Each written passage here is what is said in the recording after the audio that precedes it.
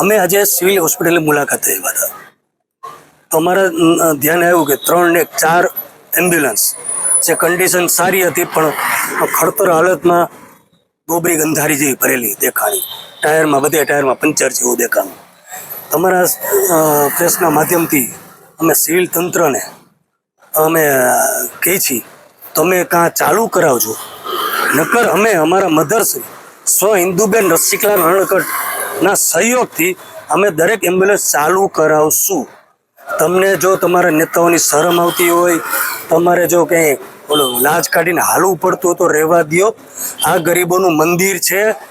આપણે મોટા માણસો મંદિરે જઈને પૈસા દઈને ભગવાન અમને ભલું કરો કઈ ગરીબ માણસ અહીંયા પોતાના દુઃખ લઈને આવે છે અને કહે છે કે ભાઈ ડૉક્ટર સાહેબ અમારું સારું કરો.